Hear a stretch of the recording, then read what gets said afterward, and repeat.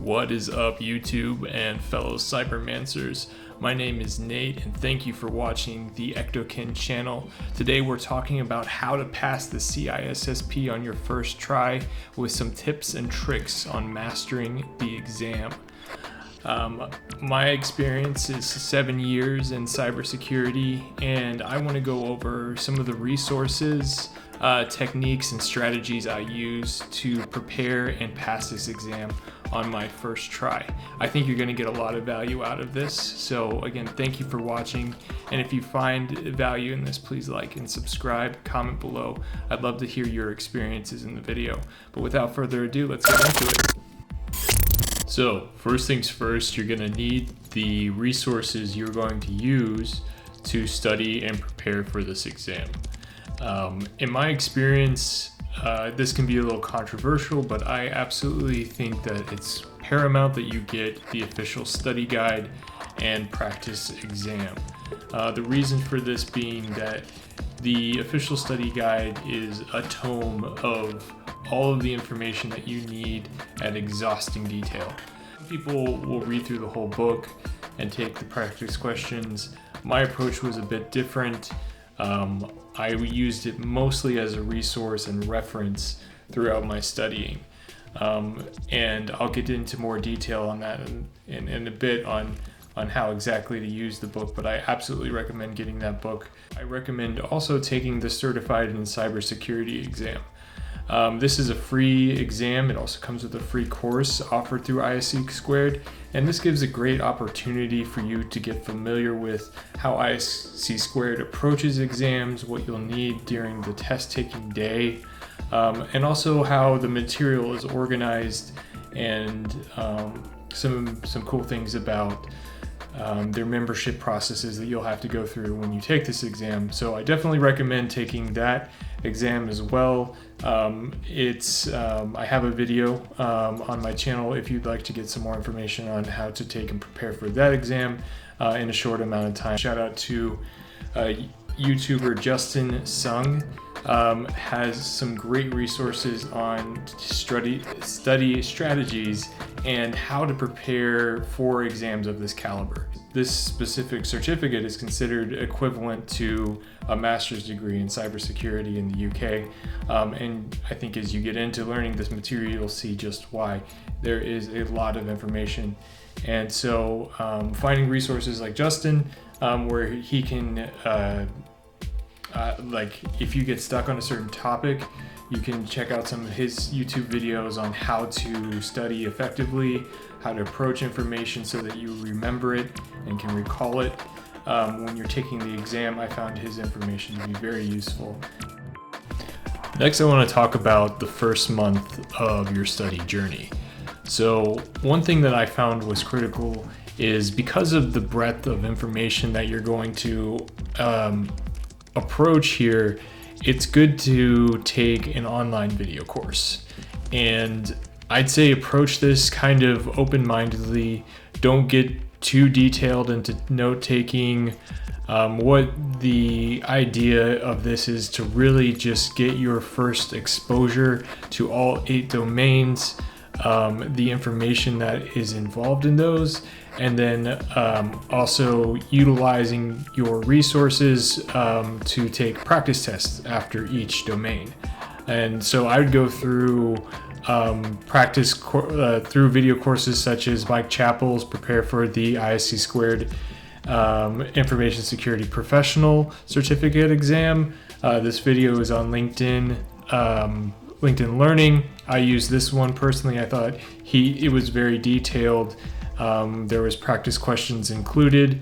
I will say though that there is a cost associated with that. You either have to have LinkedIn Learning, or you can, you have to have LinkedIn Learning in order to use this course. And I believe that's probably about $60 a month or something like that, whatever the membership fee is at that time, unless you have a free credit to use that. Or you can use, I've heard a lot of people like Thor Peterson's Udemy courses, which are a little less expensive, but you do have to buy them by domain. So there's additional cost to that. If you're not wanting to spend a lot of money on taking video courses, I also recommend Rob Witcher's Mind Maps from Destination Certification. It's free on YouTube, and he goes through each domain with great detail, and I'll go into a little bit more information about those YouTube videos and other YouTube videos you can watch for free here in a little bit.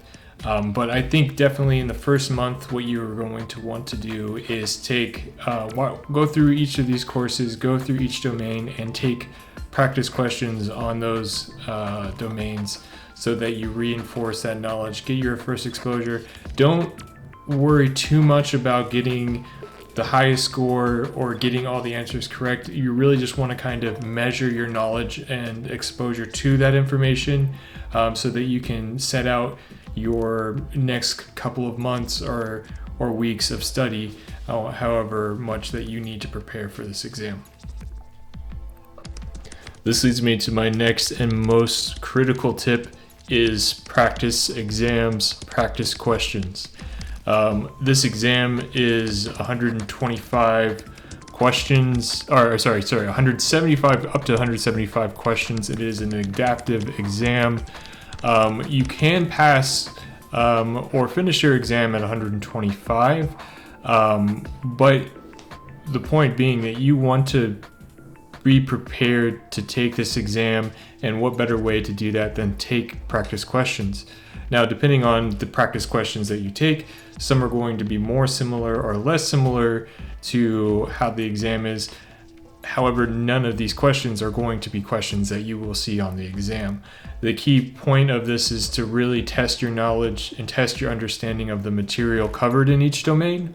And so when you're taking these practice questions, really think about the concepts, think about how they apply to a professional cybersecurity manager in the real world. So try to think it as more holistically as versus getting hung up on the technical details, because that's how ISC Squared is going to try to trip you up by getting you stuck on technical questions and trying to find technical solutions, when really what you want to focus on is how a manager would approach this information for the business and for the end user, and thinking about that. So a few that I absolutely recommend would be LearnZap's CISSP practice exams. There is a free version that you can test out, which covers a few of the questions, but to get the most out of it, I do recommend the premium membership. It's $14 a month, and I would say, like, I use this every day. Wake up, do a few practice questions. Taking breaks at work, I would do a few practice questions. I found this to be a very helpful resource. Also, if you don't want to pay for that membership, you can do the Wiley Efficient Learning app, which comes with the practice, with your practice, like the official practice guide, and the official study guide as well has practice questions you can do from each chapter. Which is a mobile app. I didn't realize they had that until later in my studies.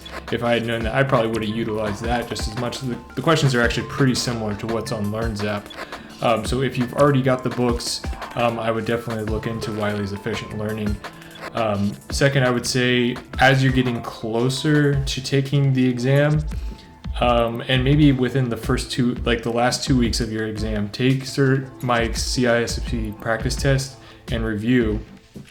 This exam is a pretty true to experience simulation. So you're going to have the same amount of time that you would have on the exam, the same number of questions, and the questions are, I'd say, pretty similar to what you would see on the exam. Again, not the same, but similar. Mike Chappell, who wrote this exam, is the author of the official study guide. Once you finish your test, it's going to give you a overview of your performance in each domain, and then there's an option to also join a live session with Mike and discuss with other students where your gaps in learning are and how to be more effectively prepared for the test. It is a one-time exam, so you can only take it once. Otherwise, you will have to pay the $24.99 to take it again. Also worth noting, Luke Ahmed's study notes and theories.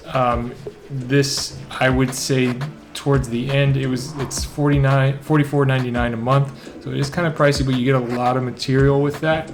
You get he's got a lot of video resources, as well as practice tests, and they're a lot more scenario based. So he's going to go into a lot more detail on why answers are correct, and he's also going to lay it out in a much more elaborate way. The questions on the test won't really look like Luke's, but the questions that Luke does offer are great ways to reinforce your knowledge, and so I definitely recommend that. Also worth mentioning, Boson practice labs. This I would say is optional, because these are much more technical than the questions you're going to see on the exam, and much harder. But if you really want to test yourself and make sure that you are prepared for the exam by taking, and that you know that you're ready and covered the material, I recommend taking this, only if you have the resources to do so.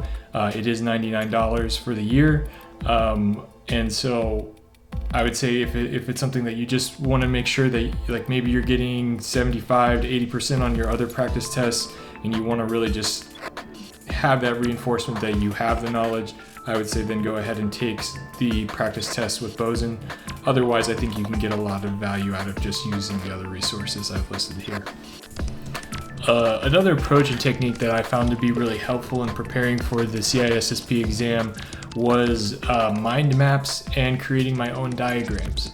One thing that you'll notice is that as you're going through this material, finding visual representations of that information is a little sparse online. So when you approach it, creating a mind map by going through each domain, finding keywords, and then drawing connections of each of those things really helps you, when it comes to taking the test, kind of navigate through that information in an effective and efficient way. Handwrite each of these out.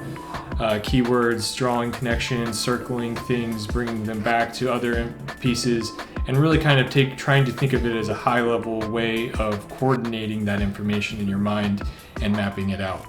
I would also say, like, creating your own diagrams, like I said, was kind of very useful for me, because there were some things that I could find diagrams on pieces of information, but not the whole information, like the OSI model and how encapsulation works. And then I couldn't, but it didn't correlate to, like, the specific malware that might be relative to those layers.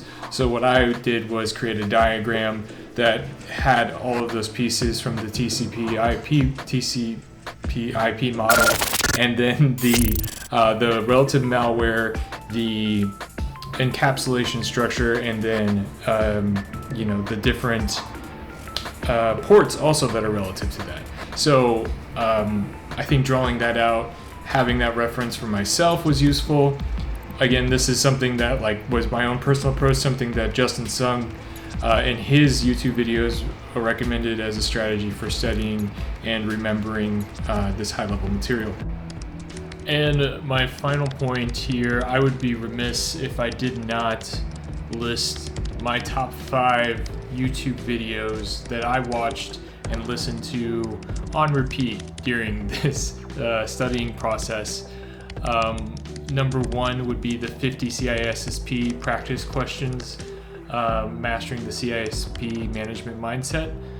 This was my favorite YouTube video because the presenter went through each question in detail, went through each answer, and then talked about why it was the wrong answer or right answer for the question, and how it applied to using that manager's mindset to answer the question and how to be prepared for that.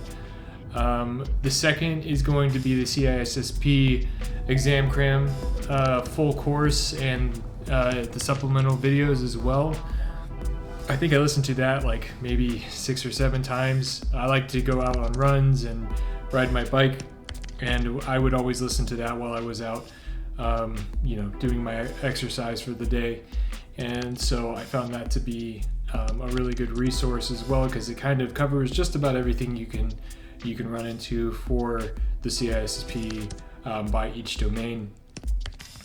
Also, I mentioned this earlier, the mind maps by Rob Butcher and Destination Certification, also a very good resource for covering all the information as is pertinent to each domain and topic.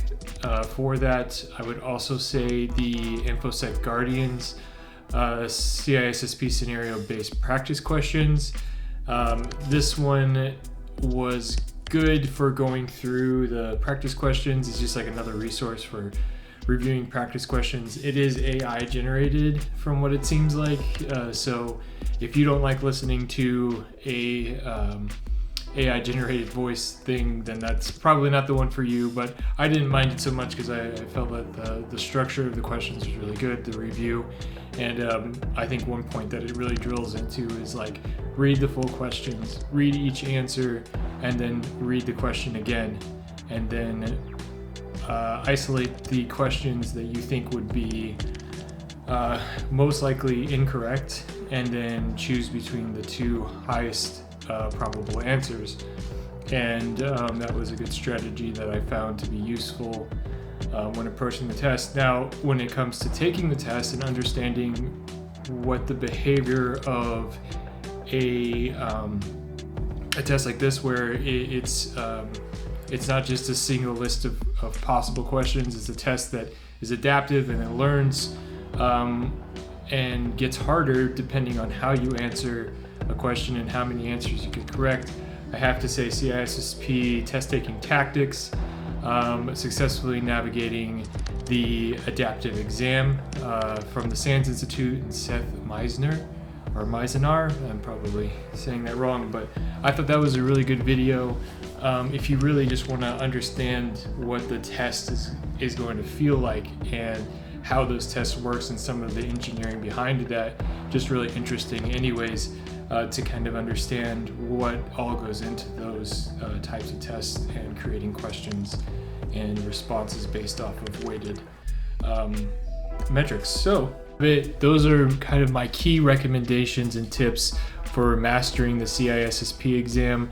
One thing I do want to know too, as you get closer to the exam, make sure to take breaks. Don't burn yourself out to where you start second guessing your approach and your knowledge. Let yourself take time to rest and trust that you have learned the material and that you're familiar with it and you're going to be successful. And don't let the doubts get to you during the test day. I know that was one thing I struggled when I hit the 125 questions and then went to 126, and I was like, oh shit, I may have failed this test.